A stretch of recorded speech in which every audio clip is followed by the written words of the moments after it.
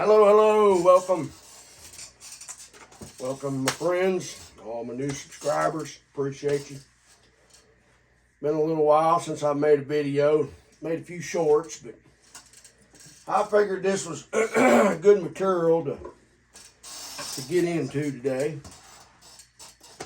And we'll get to getting. So what we got is something not completely out of my wheelhouse, but it's just something I don't do on a regular basis for several reasons.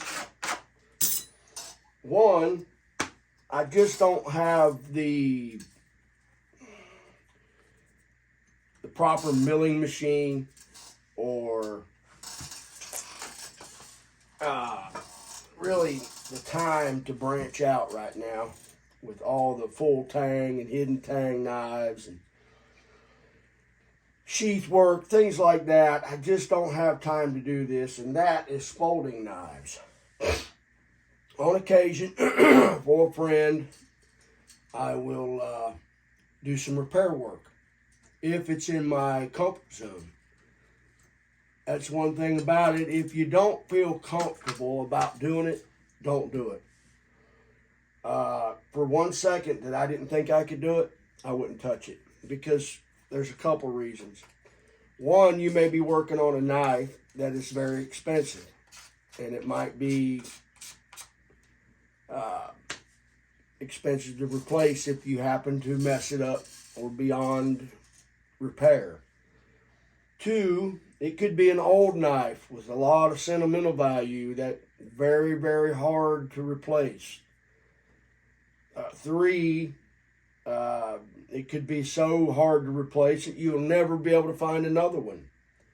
So you have to know the material you're working with. You have to know what I can and can't do so that you don't damage the knife while you're trying to repair it.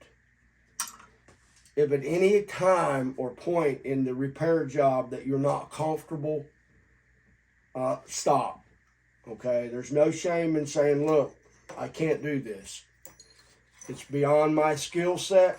You need to send it to someone that knows the knife or knows the procedure better than you or I. Don't feel bad about not being able to work on something. You know, that's part of it. You're going to run into things that you can't do.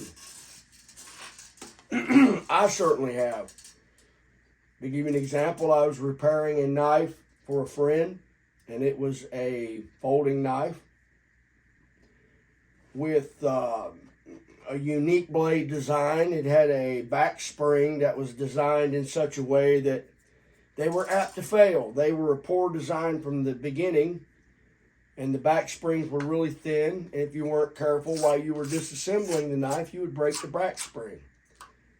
And then when you do that on that particular knife, you'd have to have someone make you a back spring. So let's not, that cost me a little bit of money and time for the customer. So I try to avoid that. So with that said, after a few years of doing this, I've become comfortable with certain things, and this is one of them. So I got a knife, a folding knife from our good friend Justin Weaver. Justin's a really good friend of mine and y'all's. If you don't know Justin, go check his channel out. Loves axes and chainsaws. He's a good family man. Dear friend. He sent me a knife. It's almost like it's a two blade. I'm not wanting to say a Congress or Stockman because those are traits that Case knife have. I carry a Case Canoe, just like this. And my good friend Kenny Fuller has the match to it. But this particular knife is a two-blade. Let's just call it a Congress. It's a Stag, and it's from Ireland, okay? It's got a nice long front primary blade. The overall length of that blade is 3 inches. It's a clip point, okay? The second blade has a drop point, And it is exactly the same length, or just maybe a 1/4 inch shorter than the primary blade, okay? Overall, the knife is in great condition. I haven't done the research, but if I was a guessing man, this knife was produced in the late 60s or early 70s, maybe older.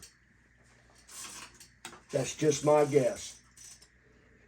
So the reason we got this knife in the shop today, overall it's in great condition. The blades are a little stained, but that's okay. They're high carbon.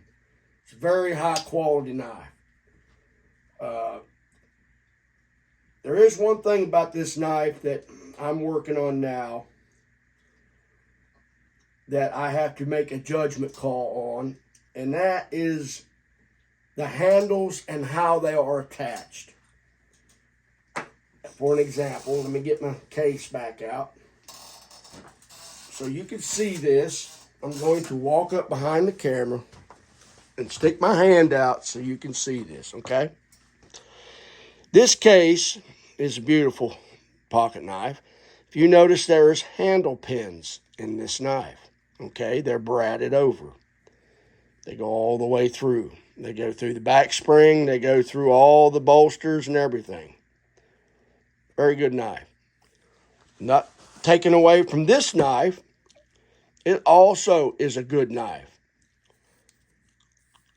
Okay? But if you notice, this one don't have pins that go all the way through the handles, through the back spring and whatnot. Okay? So what I have to do is figure out how these handles are attached. I know how they're attached, but after studying and coming across several knife designs, I figured out how they attach these. And what they did is they have a false pin. So they come from the back side, which is down in here, and they have a stud sticking out. And that handle sets down over that stud. Now that hole doesn't go all the way through, okay? Is it the best design? Probably not. However, it works. But over time, these handles get loose. So you ask, well, John, how are you going to tighten those handles up? Well, normally, I could pull these handles off very carefully and reapply them, okay, with a very, very strong epoxy. However, with that said, I know what this knife means to Justin. I believe it belonged to his grandfather. And the chances of finding a replacement set of handles for this knife are non-existent. They might be out there, but then again, you could take a chance on breaking them, taking them apart. They're not bone. They could be a jig bone. But I would say they're more on the lines of a, shall we say, a composite. Over time, this stuff becomes very brittle. So, what I decided to do, and I know Justin will appreciate this, is I'm not pulling these handles off of here. What I will do is clean them with alcohol really well. Let that alcohol seep down in here, all these cracks, and get this knife clean to where the handle meets the frame. Once I ensure that there's no dirt down in these cracks, I have an epoxy here. It's called Extreme Power. Yes, it's pink, so don't make fun of me. It's very good epoxy. It's very, very thin. So this epoxy will run really fast. It doesn't take a whole lot. And once it gets down in there and sets, which it won't take but about a minute or less, these handles will be just like they were when they come from the factory. They will be super duper tight. So you can feel them moving in under your fingers, okay, shifting. And if they had pins in them, what I would do then is take this is a good example of what you can do. You take a wooden wedge, it's tapered, and you drive that wedge down in that knife slot where the blades rest, okay? Now I can lay that knife on a solid surface if it had pins, and I could retighten those pins by rebradding them. Not hard, just some light taps until that play goes away. Once the play goes away, they're tight. If you're not careful and you don't support these pins, you will crack these handles. Bone, composite, whatever they are. Over time, this handle material will dry out, okay?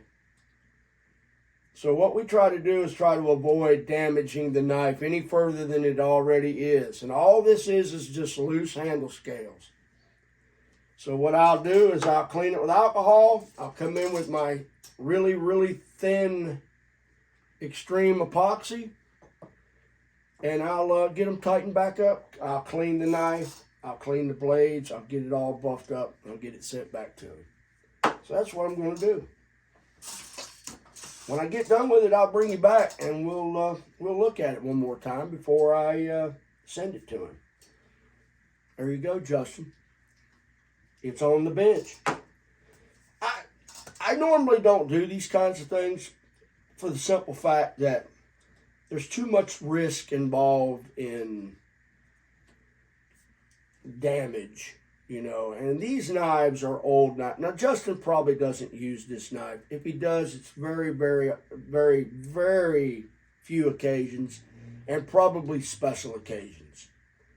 So, with that said, let's just get it tight, clean it up, and it'll last him for many, many years. He can hand it to his children or whatever he plans on doing with it.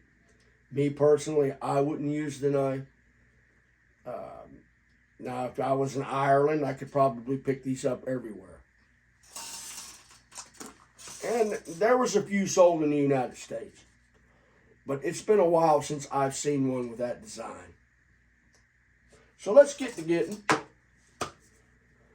I've got some other projects I'm working on. I'm going to work on another project after I get this repaired. I've got Oz, that man. He's wanting a nice custom knife. He's in Australia. If you haven't seen his channel, go check him out. He's a very good mate. My friend, brother, and everybody else is in the saw community. We're doing him a special custom knife he ordered, okay? It's going to be really trick. You know, it's in my wheelhouse. He allowed me to be creative with it. And, yeah, it's going to be fun. I'll bring y'all along with me. We're going to work on it some today. Plus, I've got some more grinding on the community knives. Those don't never stop.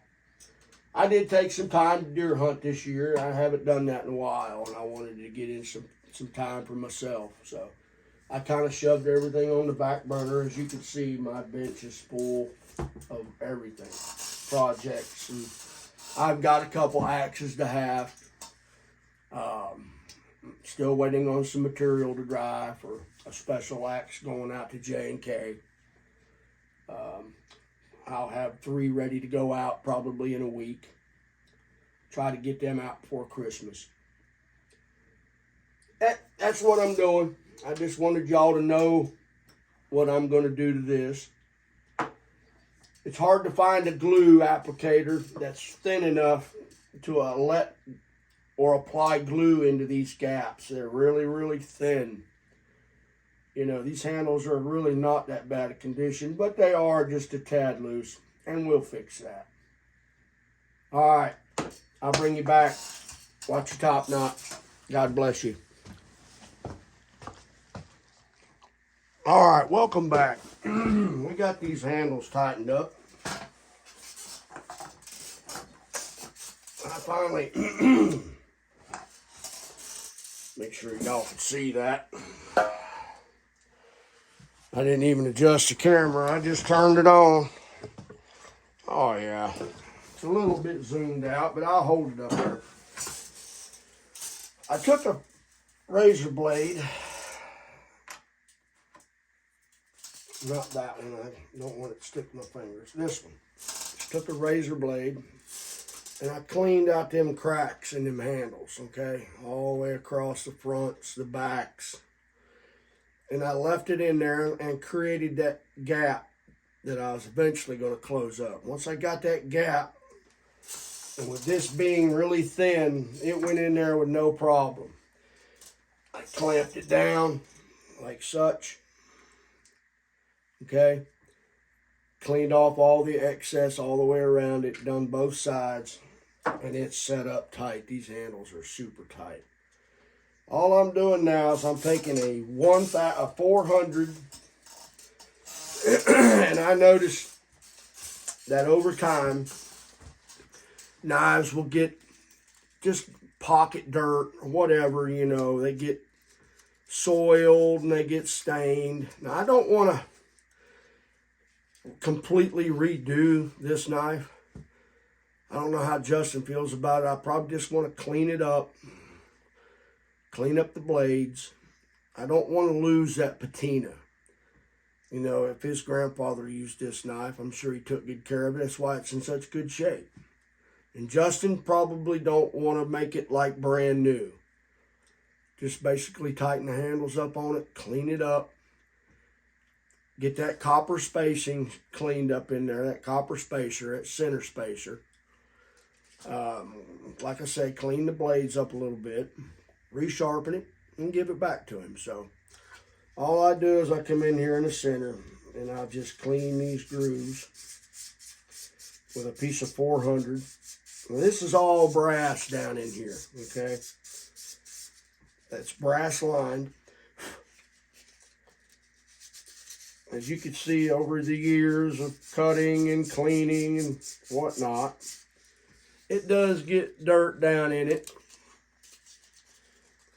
But we clean that up. You know, it just makes for a better functioning knife. We'll get down in there and get all that clean. Okay. Once we get all that cleaned up, we'll gently go over the surface underneath the knife.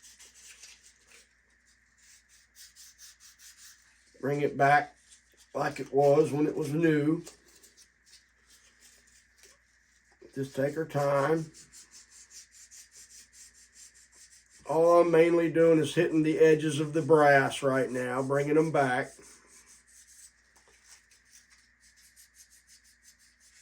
Don't want to overdo it. I don't want to change the profile or anything, or change the way that everything looks, other than it's clean.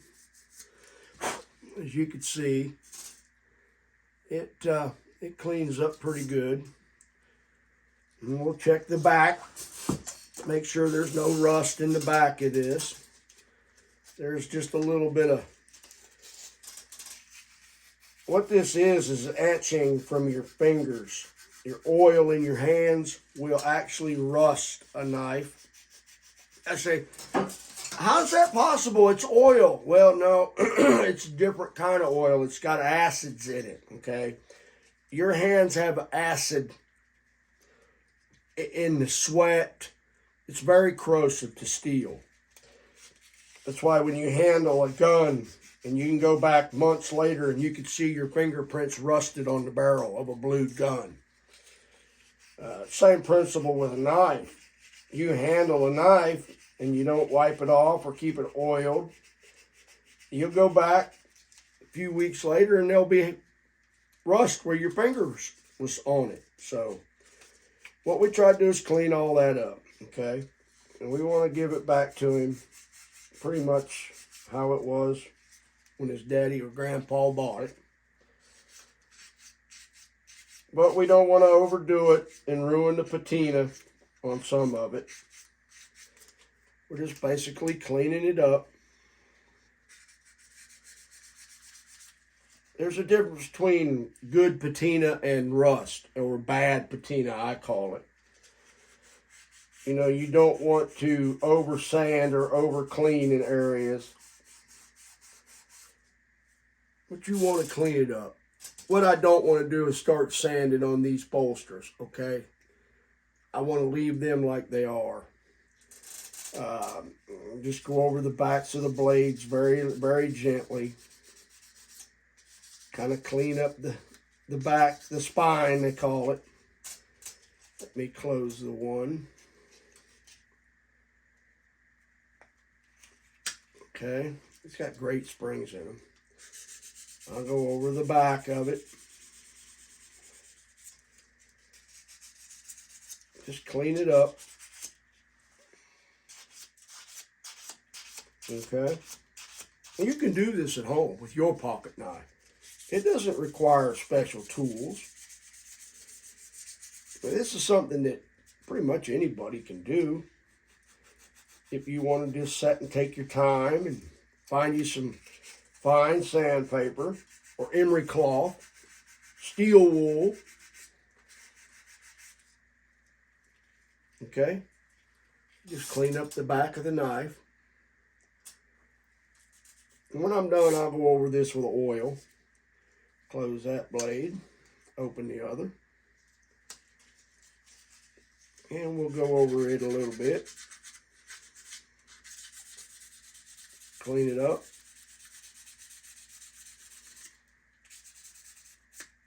Okay. Awesome. Close the knife. Check the back. Check the edge of the handles. No excess epoxy anywhere.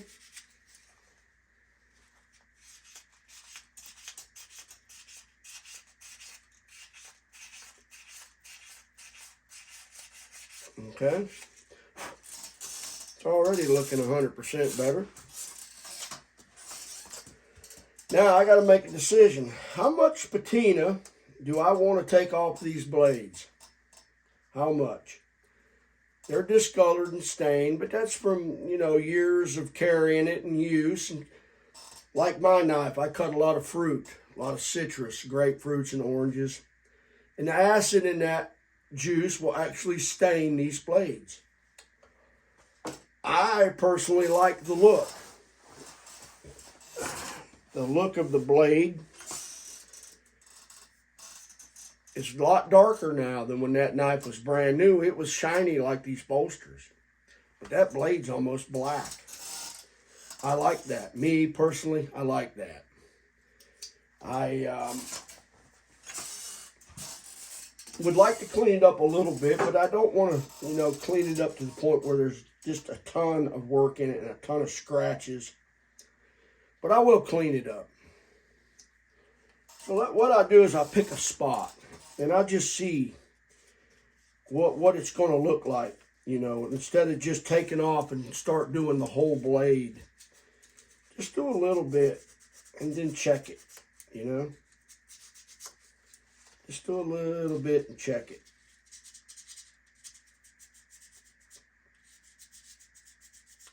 Okay?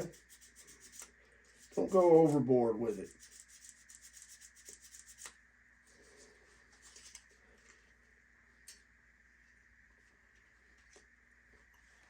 So what I'm going to do is I'm going to get off here. And I'm probably going to text Justin, just see what he wants to do with it. He wants me to clean the blades up, or he just wants me to clean them up as far as dirt and resharpen them and leave the patina there, I will. If not, then I'll do what he wants me to do. If he wants me to get them polished, I'll do that. If not, I'll clean it up, buff it, and send it back to him. So thank you. I'll let you see the finished product before we send it. So I just wanted to share that with you and let you see how I do it, how I clean them up. Don't over clean them, just make them so they're, you go to make them so that when other people see them, they're like, that's a nice old knife, very good condition, You're proud to carry it in your pocket. Say, what kind of knife you got? Us old guys, everybody always wants to see what kind of knife you got in your pocket, You can pull your knife out and they'll say, wow, that's a nice knife. Then you can tell them the story behind it. Yeah. All right. Let me get off here and let me give him a ring. All right. I believe we're done with it.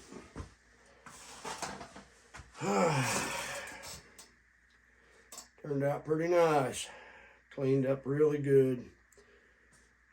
Good little polish on there. Everything's nice and tight. I went ahead and cleaned the blades up, but I didn't take all the patina away. I didn't want to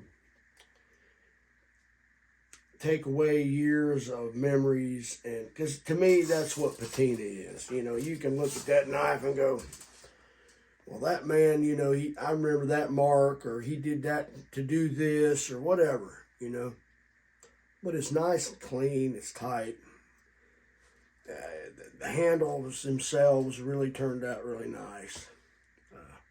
Justin, I hope you like that, buddy. I hope you watch this video. I really do. I appreciate you. That way, make sure that I am actually letting you see the knife itself. Oh, yeah. See, I left some patina here. Just a few places, you know, on the blade. It doesn't look brand new, but it cleaned up really well. I think you'll like that a lot. Yeah. Oh, yeah. Awesome. We'll get that sent back out to him. Thank you for sharing that with me, Justin. It's always a pleasure, you know, seeing knives I haven't seen in years. I'll make sure it's got a good coat of oil on it. And I usually put this right here on knives. It's a Hops gun oil. It's an elite oil. It's very good for knives. I would recommend it to anyone. A honing oil is a very good knife oil. You put a little on there. It don't take much. Just enough to protect it. Give it a nice coating, you know, for in case someone actually does handle it a lot. Keep it from rusting again. Help it work a little bit better for you. I always enjoy working on knives. And that's about all I need. Because when I get done, I'll take a rag and wipe the excess off. You know, these are not like gun actions. You don't have to worry about over oiling a knife like you do a gun action. You know, you don't want them to freeze. I've over oiled gun actions in a gun and took it out hunting, and all of a sudden it don't fire, and you wonder why. And you get it back inside, and it works just fine. Been there and done that. Awesome. Thank y'all very much for being with me today. Oh, it soaked that oil right up. There it is. God bless y'all. Help somebody out. It's Christmas time. We have plenty to be thankful for. I'm thankful for my family and Lord and my friends. A lot to be thankful for. Let's give a couple people some shout outs. Yeah, we might as well call out Justin Weaver. Give him a shout out. Let's give somebody else a shout out. Who do we want to give a shout out to? How about Bell Hopper? Let's give old Bell Hopper and his wife a shout out. They're going to be having a new baby come this spring and summer sometime. Hope it's healthy. Who else we want to give a shout out to? Oh, let's see. How about Phenom? Let's give Phenom a shout out. And one more. Fat Matt. Let's give Fat Matt a shout out. God bless y'all. Watch Top Knot. Early Man's going to get this thing back in the box and get it sent out here. I love you.